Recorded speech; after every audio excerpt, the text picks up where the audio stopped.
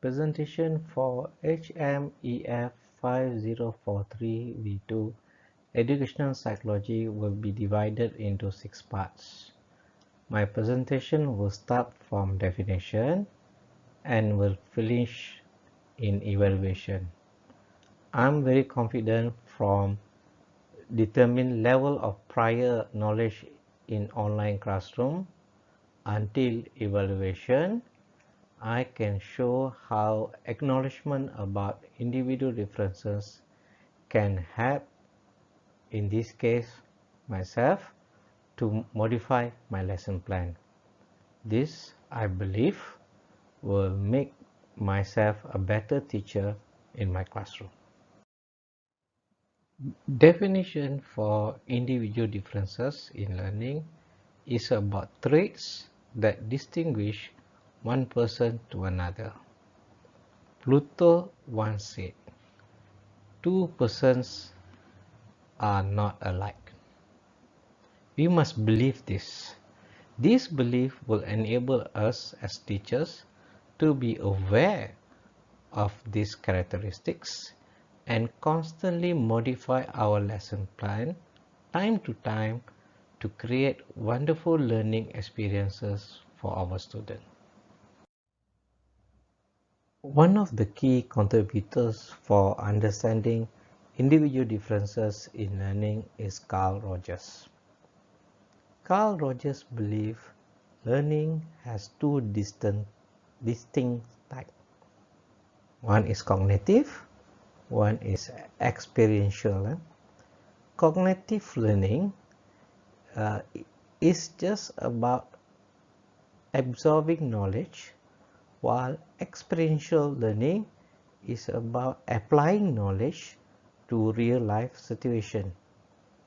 He believes individual differences is related to type of learning learners go through and tasks given to the learners by educators. One of the main factors that create individual differences in learning is learning traits. Like in these slides, I've given 5.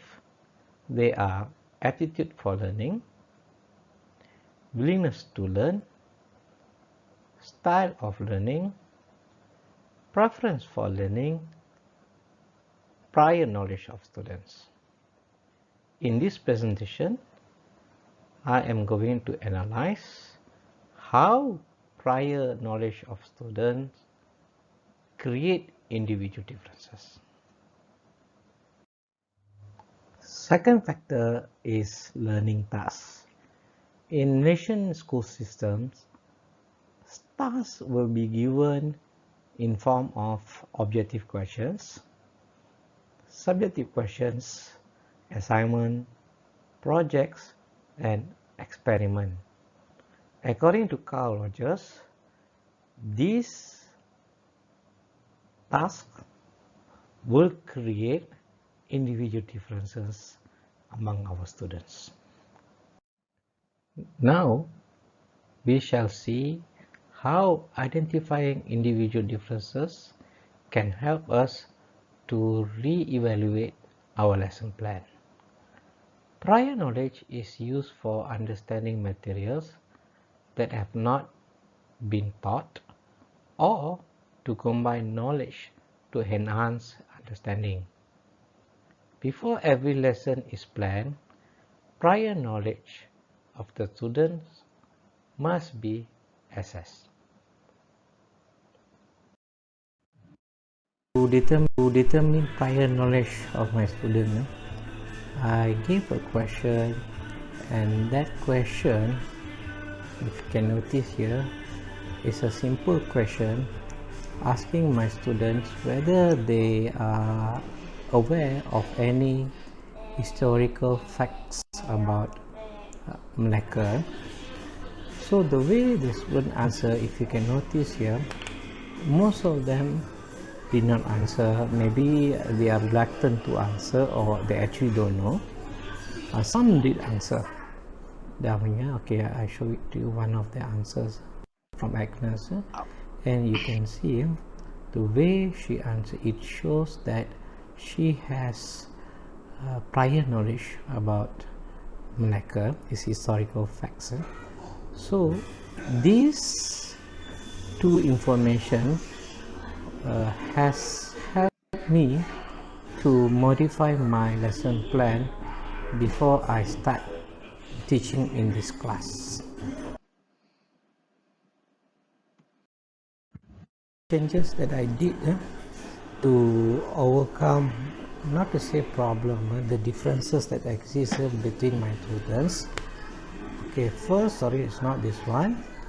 First, I included material where students that does not have this prior knowledge about Malacca historical facts, they can learn more. Okay, second, I changed the assignment question that I asked from using the term nyatakan to huraikan, and the factors that I asked I changed from 3 to 1, and I give a lower marks, lower expectations compared to usual 6 to 8 marks. Right, if you compare to the students' answer, if you remember just now, private knowledge only I think 5 answer. So here, within few minutes of my changes, you can see the difference from 5 to 8 students, and basically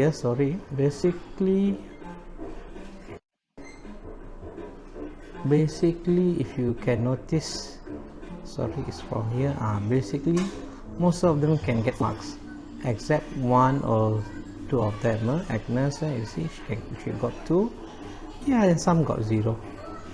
So these are the modifications that I did.